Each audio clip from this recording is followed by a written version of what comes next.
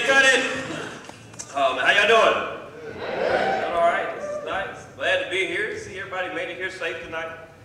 Cause I almost didn't. Yeah. Made a mistake coming up here tonight, y'all. Rolled up here with my friend with the raggedy car.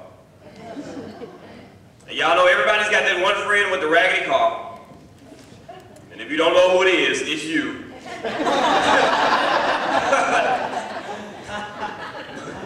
We were coming on our way up here. We're sitting there reading the GPS. I'm trying to get to the races. He's sitting there driving.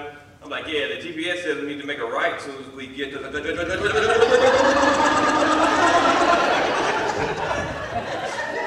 Like, what is wrong with this car, man? Shook me into an instant seizure. I'm like, what is... Get this fixed. I looked up, I was in the back seat. I'm like, hey. It's not the way this trip was supposed to go. I'm glad to be out though, man. A lot of good stuff going on. NCAA tournament, y'all. Anybody hyped up about March Madness? That's cool. I'm looking forward to that. Cause yeah, you know we kind of had a rough football season here in Tennessee with the Titans fans here. Yeah. That's cool. What'd you say? We do it. Oh yeah, I admit it. Okay, I'm glad y'all did because I wasn't going to. No, I love the Titans, man. The thing is, I was thinking like this year, you know, they didn't do so hot, you know, but I was thinking, you know, maybe we need to show the Titans a little more love, you know, when we see them out. You know, because like these guys are like real celebrities. You know, like everywhere, every other city they go, they're like super celebrities, you know. And I was thinking, maybe we need to treat them a little better, you know. Because, you know, I was like, I think I perform better, you know, when people treat me good. You know, I think I feel better about myself, you know, when people treat me good. You know, so I was thinking, you know, maybe we should treat the Titans a little better. You know, because I'm guilty of it too. You know, I see the Titans in Nashville all the time and in the club. I just walk right by them. I don't say anything. You know, but I was thinking maybe I should try to treat them like the celebrities that they are. You know, so last time I saw them in the club, I had my Vince Young jersey on. I walked up to him, I saw Vince Young in the club. I was like, hey, man, Vince Young. And I took my jersey off. I saw Chris Johnson sitting over there in the club. I was like, oh, man. I pulled out my pen because I want something to remember this moment. You know, so I walked right up to them. I was like, hey, guys, I love you guys, but it will make my day if you could take this jersey and this pencil down and pass it down to Randy Moss and give me an autograph.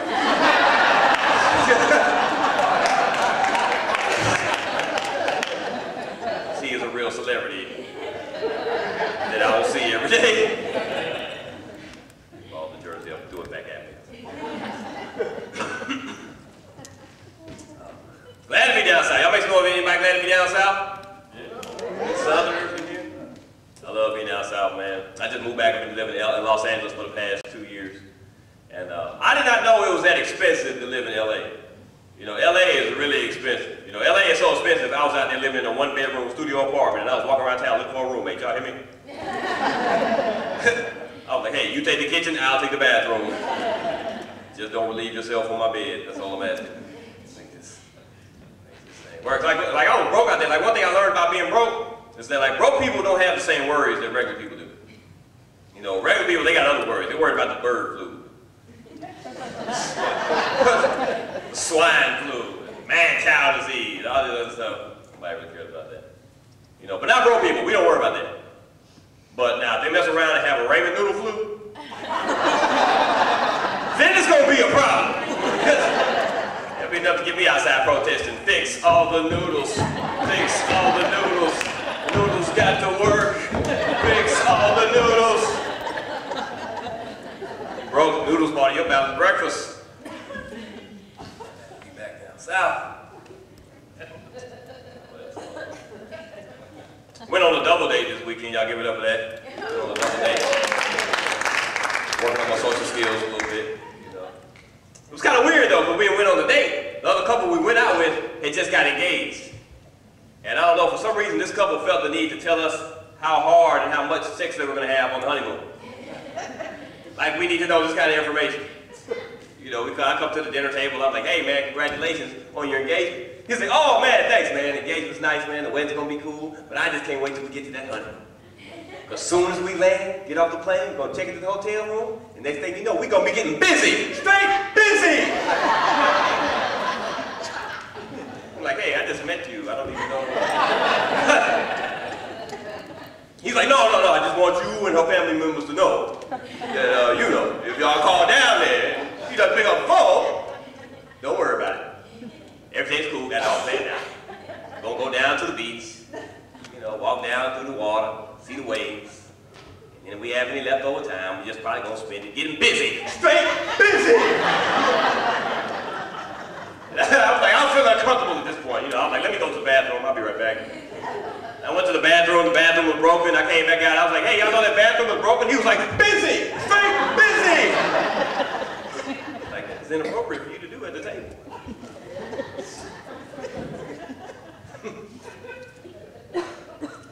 We want to get some drinks in. Any drinkers here tonight? Any drinkers? I like to drink. Yeah. Good drinkers here. That's good. I love my drinkers. I love to drink. I just got back. I was doing a show in Gatlinburg. Had a real fun time. But did something I didn't know that you could do. Went up there, had a good time, drinking on the slopes. Got so drunk, messed around, caught a ski UI. Ain't that something? I promise, officer, I did not know. This is happening.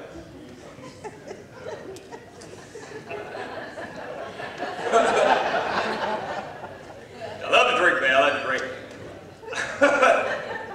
I'll tell you one thing, though, about drinking. I love to drink. I just don't like to drink with people who like to invent their own drinks. And then they want to try them out on you when they see you. I got friends like this. Mine's my uncle. See, every time I come over his house, he's got a drink waiting on me. Never taken a bartending class in his life. I come to the front door, he's standing there waiting on me, already drunk. He's like, nephew, come get you some of this gin and prune juice. Like, you trying to get me drunk and take a dump on myself? What is it? I'm not drinking that, oh. He's like, hey, don't act funny now. I stayed up all last night mixing up this Grey Goose and this Gatorade, all right? Like, get you some of this Grey Gooserade. Keep you hydrated while you're drunk.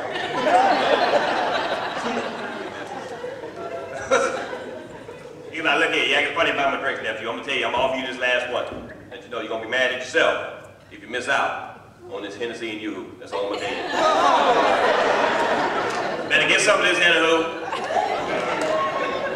Something to coat your stomach, young man. I'm like, I'm not drinking that. Alcohol really not like the only kind of drug I can do. I buy like over-the-counter stuff. I can tell I've been a little under the weather this week. And went to the drugstore, get some medicine and stuff. I don't know, why does everything have to be super and maximum strength? Everything is the maximum. You know, it's on the commercials, you know, this is the maximum drug strength you can get without an addiction. Like, is this Mucinex or heroin? I know, so those are the only kind of drugs I can do. But I used to try to smoke weed back when I was in college. But I had to stop doing that, because I don't know if y'all know this. Weed will put some stupid thoughts in your head. Especially late at night. You know, I used to be in school, be up late at night with my friends, sitting there smoking, watching TV. And I'd be like,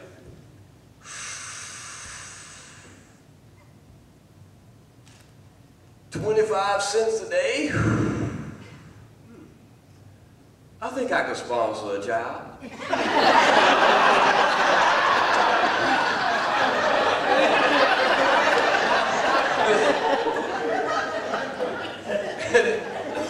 You know, your friends, they're sitting there high too. They're like, yeah, that's how American duty is sponsor one job.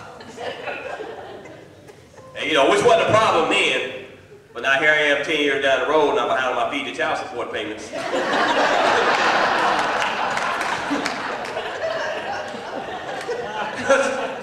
Yeah, they tell me I'm a deadbeat sponsor dad. Like, that's where I stand to be with my life. At this point. See, that's why you gotta get your education. Education is so important, you know, so you don't do stupid stuff like that. That's why I teach. Like, any teachers here now? Any teachers? One teacher? Y'all, two teachers? Y'all give it up for the teachers in here, y'all. Respect for the teachers, you know, you know, it's really important what you all do. But you know what, the thing I thought about it is like, teaching is the only job where they allow a non-professional to come in and do your job for you if you can't make it. It's It's like nobody else allows this, you know. Like, you would throw you off if you came to court one day and a guy stepped to you and was like, hey, is your name Todd Smith? Okay, cool. My name is Rashid Jenkins. I'm going to be your substitute lawyer for the day. Nice to meet you.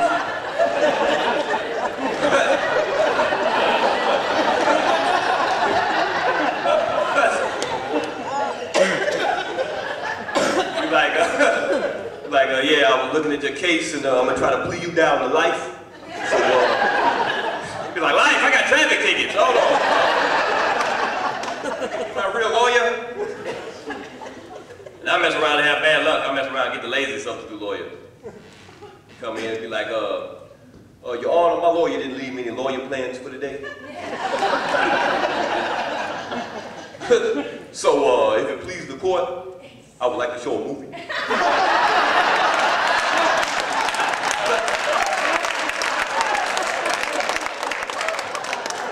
We can get this TV set up right over here. Or Toy Story 3. Shows how Woody and them overcome those odds. Should be relevant to the case. You'd be like, give me my real lawyer. It's not good. I used to work as a substitute teacher. Anybody ever done that? Oh, you been a substitute teacher? Oh, that is the worst. Oh. Because like the thing about subbing is like, you never know how your day is gonna go. You know, everybody in here has had a substitute teacher before. You know, now some days you come in, the kids are quiet, they sit down, they learn something. It's a good day. You know, but other days, you just lose control of the class. There's nothing you can do. Kids get to running around the classroom, throwing paper balls, stabbing each other in the neck with pencils. There's nothing you can do. But I'm here to tell y'all, there's nothing worse in the world than when that little old woman teacher from across the hall has to come get your class straight for you. Because your class got way too out of control. She would come in there and take over your classroom, kick the door in. Boom! What is going on in here? Everybody sit down and shut up. Cut the lights off. Everybody put your head on the desk. Now listen here, y'all know y'all don't act like this when the real teacher's here. Now listen here, look, this fella right here, he is a grown man. Yes, he is. He is 6'2". I'm looking at him.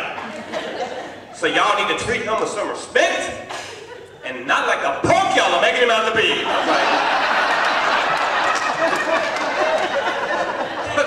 I'm like, can you not call me a punk in front of the class, man? She turned around, she said, young man, was I talking to you? I said, no ma'am. I put my head back on the desk with the kids.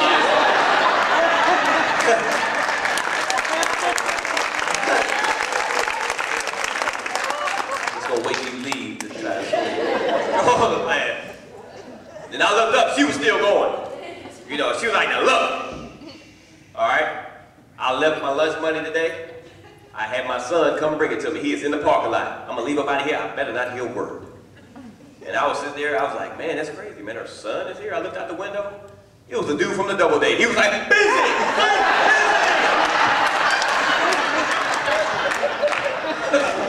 Like, somebody get this dude a job.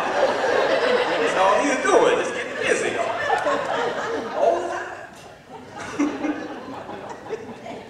I don't know what's gonna happen. I didn't like working in the school, you know, because you get to do stuff you haven't done in a while, you know, you get to go eat in the cafeteria, get to go check out books from the library. The only thing I didn't like doing was taking school pictures. My school pictures would always come out messed up. Any y'all ever took a bad picture? Bad license photo or portrait or something? Y'all know what I'm talking about? See, I was watching the kids take their pictures one day, and then I realized why the pictures come out messed up. You know, and it's not the kids' fault. You know, it's not that they're ugly or you know, we're not photogenic people. You know. Y'all know, anytime you've ever taken a bad picture, it's always the photographer's fault. You know, because you know, when you go in to take your picture, you got your pose ready. You come in there like this. Bam. Snap that, Mr. Picture Man.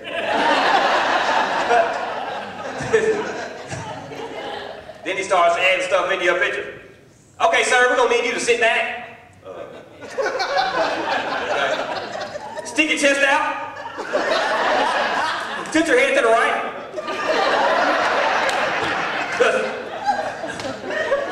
chin down. And why don't you put your hand on your chest? By the time you snap the picture, you look like a stroke victim, you know.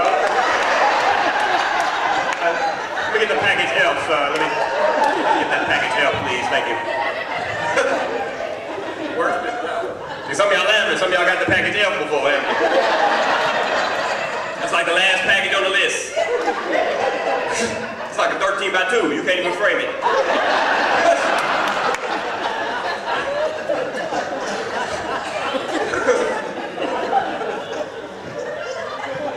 Go home and hope you can find a nice ruler to put it on the back of. What a nice ruler I have here. With my son's picture of him. You just gotta email it to you, that's the best thing to do. Email's taking over, man. I'm like, I use the internet a lot. And see, I'm a late night internet user. So I don't know anybody of y'all that are late night internet users. Like I love to be on my internet all the time, but late at night you get those weird pop-ups. You know, I'll be sitting there on my Facebook typing, and all of a sudden I get that pop-up. There are sexy singles in your area ready to have sex with you right now!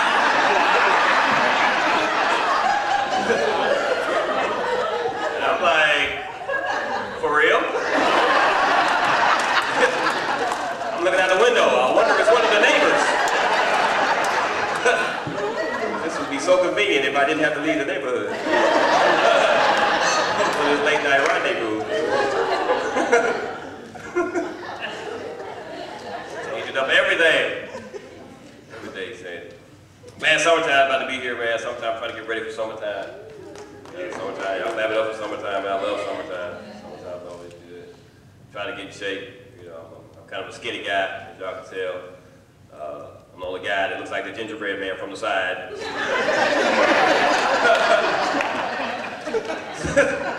Trying to get back into my exercise, you know, trying to get back into my exercise.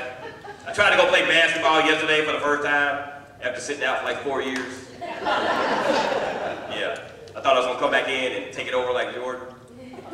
No, that didn't work out. They threw me the ball, I started dribbling down the court, got ready to shoot my shot. Some big dude stepped out of nowhere. Bow! Get that out of here, fool! And I was like, I thought y'all said this was church league. I was like, hey, you don't have to talk to me like that, Pastor. What's wrong with you? Man, church folks, man, you gotta watch out for the church. Hey, the church folks here tonight, the church people? Church folks? Yeah. I love all my church people. I don't know if y'all aware of this though, church people kind of answer the phone a lot differently than regular people do. I don't know if y'all aware of this. I mean, one time I was trying to book this show, and every time I would call this guy's house, his wife would pick up the phone, just throw me all the way off. You know, I'd call her up, like, ring, ring, she'd pick up the phone, praise the Lord! I'd be on the other line like, Jesus wept? I just hung up the phone, I didn't know what to say. I just started reciting Bible verses, I was like, I don't know, I'm looking for a regular greeting, like hello, trying to figure out how to call that. Love gospel music too, big gospel music fan. But I'm gonna have to start listening to gospel music, only on CD. Because I'm tired of being in church and having the worship leader yell out something crazy in the middle of the song that you weren't expecting. You know, the whole church will be rocking. You know, they'll be, our God is an awesome God, He reigns. All right, everybody, let's make the devil real mad with this one. I'd be in church like, I'd rather not. The devil messes up a lot of people's lives. I'd rather the devil just continue not knowing who I was. I don't need to be on the first name basis with the devil.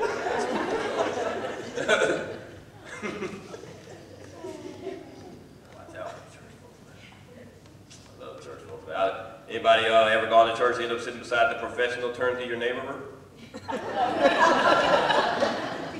Somebody whose sole purpose was to come to church and wait till the pastor said so and turn to you and say something crazy? You know, you'll be sitting there just trying to get your worship on. The next thing you know, pastor will be like, all right, turn to your neighbor and say, before they can get it out, they grab you by the collar. Sucker, you don't know the glory behind my story. There's always something that rhymes, so you don't know the baloney behind this testimony, young man. Okay? That was a time in my life where I was drinking Jack and smoking crack. You have not been through nothing in your life, young man. I was like, no ma'am, I am not. Can you please take your hands off me? Like, Usher, can I get a new seat, please? And I'm missing church next week. And I had to stay home and watch TV church. If I do TV church, I got my favorite TV pass. My favorite TV pass is Joel Osteen. Y'all seen Joel Osteen? Oh man, I love Joel Osteen. Joel Osteen is so fire. Y'all see him come on TV. Do you receive it today?